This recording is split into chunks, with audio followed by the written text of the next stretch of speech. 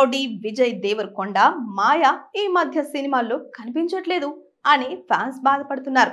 మళ్ళీ ఒక Gita గోవిందంలా love story అన్నా లేకపోతే అర్జున్ రెడ్డి లాంటి కల్ట్ సినిమా లాగా కంబ్యాక్ ఇవ్వాలి అనుకుంటున్నారు. ప్రస్తుతానికైతే కింగ్డమ్ సినిమాతో బిజీగా ఉన్నాడు మన రౌడీ హీరో.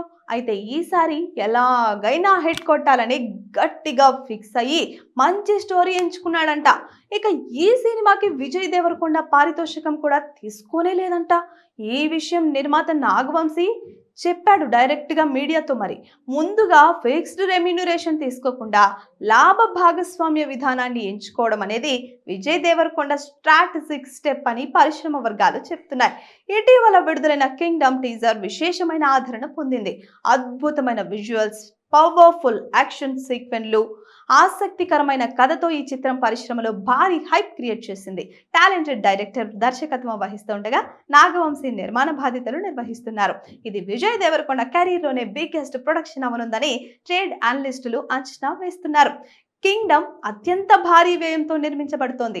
అందువల్ల విజయ్ తన పారితోషికాన్ని వదులుకోవడం ద్వారా నిర్మాతలపై ఆర్థిక భారం తగ్గింది. ఒక సినిమా బడ్జెట్ ఎక్కువైతే అది ఓపెనింగ్స్ మీద బాగా ఆధారపడి ఉంటుంది. విజయ్ లాభ భాగస్వామ్య విధానం ఎంచుకోవడం వల్ల నిర్మాతలకు లాస్ వచ్చే అవకాశం చాలా వరకు తగ్గిపోతుంది.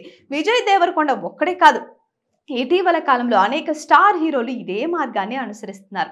మలయాళ super stars Mohan Lal and Prithviraj Sukumaran కూడా తమ తాజా చిత్రం L2 ఎంపురాన్ కోసం ఇదే విధానం ఫాలో అయ్యారు. మహేష్ బాబు కూడా ఇటీవలి సినిమాల్లో లాభ భాగస్వామ్య విధానం పాటిస్తూ ఉన్నారు. ఈ ట్రెండ్ నిర్మాతలకు రిస్క్ తగ్గించడంతో పాటు హీరోల సినిమాపై నమ్మకాన్ని చూపిస్తుంది. ఓ స్టార్ తన పారితోషికాన్ని వదిలేసి లాభాల్లో వాటా తీసుకుంటున్నాడంటే అతనికి తన సినిమా విజయం పట్ల పూర్తి నమ్మకం ఉన్నట్లే. విజయ్ దేవరకొండ గత కొన్ని సినిమాలు బాక్సాఫీస్ వద్ద అంచనాలను అందుకోలేకపోయాయి. లైగర్, ద ఫ్యామిలీ స్టార్ వంటి చిత్రాలు ఆశించిన విజయాన్ని నమోదు చేయలేకపోయాయి. ఇప్పుడు కింగ్డమ్ కోసం లాభ భాగస్వామ్య విధానాన్ని ఎంచుకోవడం విజయ్ దేవరకొండకు తెలివైన ఆర్థిక నిర్ణయం. అయితే సినిమా హిట్ అయితే విజయ్ తన రెగ్యులర్ ఫీతో పోలిస్తే ఎక్కువ ప్రాఫిట్ తీసుకోవచ్చు.